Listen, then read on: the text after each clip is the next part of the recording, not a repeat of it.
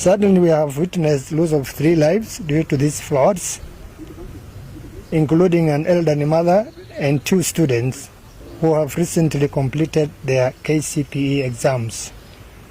Our hearts go out to their families, and we extend our deepest sympathies and support during this difficult period.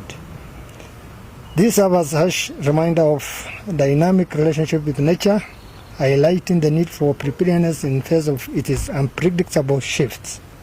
Livestock are perishing, and there are looming threats of waterborne diseases due to the collapse of most of toilets, further to adding the gravity of the sanitation.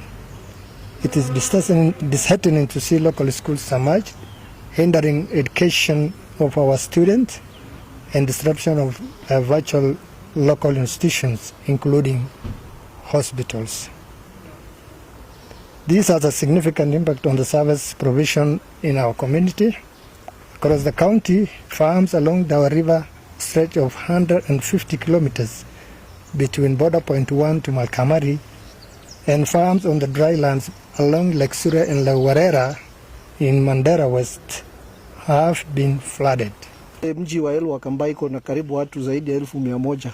Leo labda wapewe maji ya chupa ili waweze kuwa na maji salama. Ile maji wako nayo yote kwa sasa kwa kupikia na kwa kufanyia chochote ni maji ambayo ni hatari, na tunahofia baada ya hii mafuriko tutakuwa na shida kubwa ya mlipuko wa magonjwa kama kipindupindu ama magonjwa ya kuendesha, na pia wale ambao watazaliwa kutokana na athari hii ya mvua ni hatari kwamba tutaweza kuwa na malaria ambayo itaweza kuleta matatizo mengi kule. Kwa hivyo tunaomba pia hata waziri wa afya kama anatusikiliza, tunahitaji mosquito nets nyingi kabisa kule ili watu waweze kujikinga.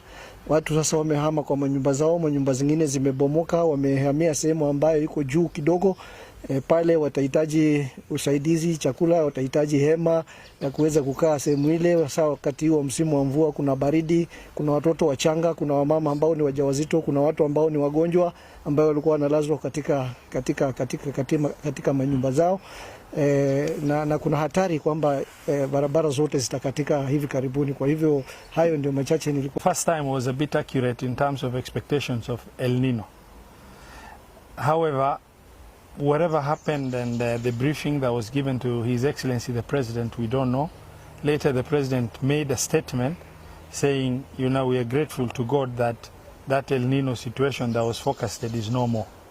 However, we are here to make a very firm statement that the situation as it is in these counties are worse than the 1997 El Nino period. The roads are severely affected. Food supplies in our area is normally from Nairobi, and the roads are impassable. Most trucks stuck on the road, unable to supply. And the food prices, His Excellency the Governor had already spoken about. On the other issue that I really would wish to appeal to His Excellency the President is to really upscale the emergency response required, as county governments are not adequately resourced to deal with catastrophes of this magnitude. And as such, this is something that requires a larger effort coming from the national government, while county governments will act as first line of response where the emergencies have taken place. Mandera County government is greatly affected by the floods, especially the river Dawa has overflown, and most of the families that were nearby have been displaced. From BB1 to Ramudintu, Ramu, all those areas have been affected, and people are now displaced. Some of the places we can only term it as another Budalangi, in a place called Darika in Kalalio. People are greatly affected, and people now moved from their houses to other settlements. Thanks to Kenya Red Cross, who moved fast and distributed food yesterday. The roads leading to Mandera now, there are 3 roads leading to Mandera. The one Lefe, Arabia Mandera, Ramo Mandera, Kalalio Mandera, all are now cut off. That means the food distribution or vehicles leaving Nairobi to Mandera cannot go and to Mandera. This is 21st century, and it is unfortunate that the main roads, the highway, the Kenya roads, are greatly affected, and vehicles cannot access Mandera town, which is the headquarters of Mandera. We call upon the president and the stakeholders to move very fast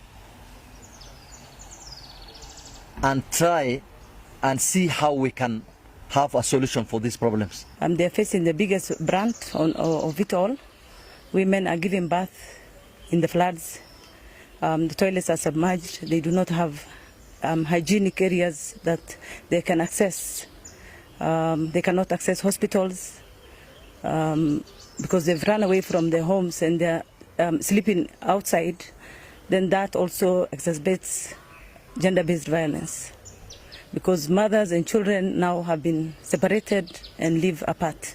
So I would like to urge the Ministry of Health to come in handy and support the women who are suffering, who have no foodstuffs, who have no mosquito nets, who have no supplies, to ensure that the transition maybe from pregnancy to postpartum is actually smooth. I want to appeal to the national government to deploy an emergency choppers to facilitate the humanitarian response, since the area is impassable.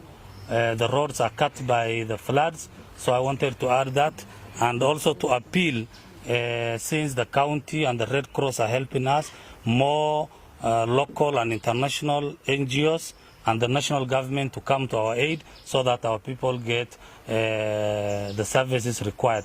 Where our government, particularly the Ministry of Water, should come in and come up with ways and means of harnessing such water. Just imagine, now we are crying of floods, water. The next 3 months, no water. That is the situation, and the government of Kenya, His Excellency the President and the Ministry of Water, they should look at ways and means of harvesting these waters. We know the ways and means.